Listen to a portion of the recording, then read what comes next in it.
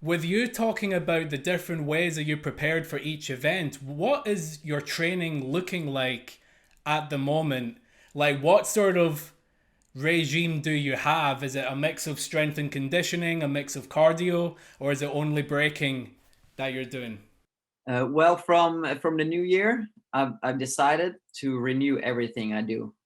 So I'm trying to break up all the old patterns and make new ones because I got tired of doing the same stuff that I've always done. So now I'm trying to create stuff that I've never done before. So I do that 3 days a week, where I go to practice, and let's say I'm practicing one set or one particular move, and I do that like over and over, and I film it, and then I see how it looks, and then I try different things like, okay, what if I put this foot here, or what if I grab there, or what if I add a spin there, and then I just do it over and over until I find something that I feel like this is nice, and then I try to work on that to make that as perfect as possible. And then I do 1 day a week. I do conditioning. I do hit training.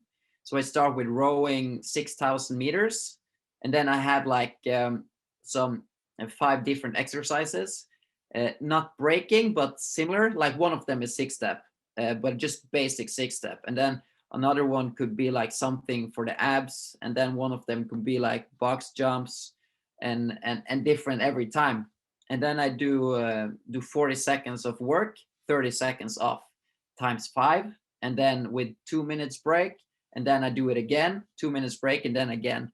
So what I'm trying to make it is like five solos and then 2 minutes break, five solos. So in total 15, but not breaking, not like where I have to think about the sets I'm doing or the music or anything. It's just for the conditioning. So so that's what I do now, and I do 1 day a week. I do strength, so just to strengthen up everything that I need.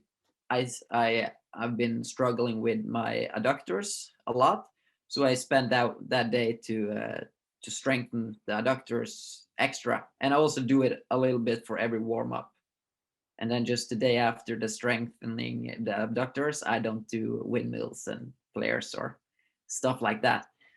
So that's how it looks like now. But as we're going into a more battle season, I'm gonna focus more on, let's say, calling out a crew member or calling out someone else at the battle, or just act like a battle, but try to do the hit training, but with actual braking, so that I get to the stamina that I need, and doing it to the music, and also how to do the sets or the moves. And also if I fail, I kind of have to save myself.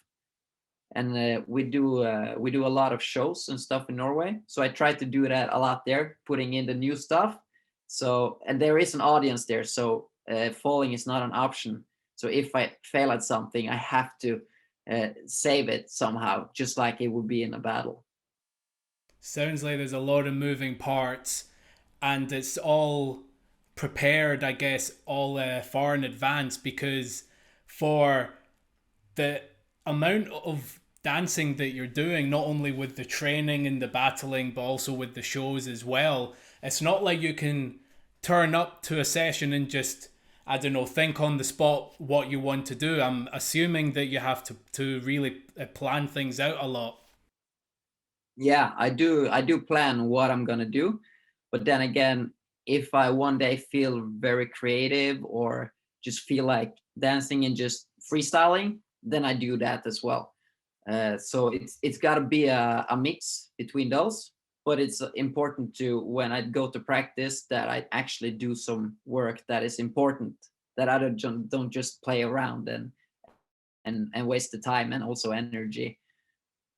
So it's a fine line to to be there, but also it shouldn't be only practicing this mover and this set, because then it can tend to be a little boring as well. And also we all dance because it's fun, you know.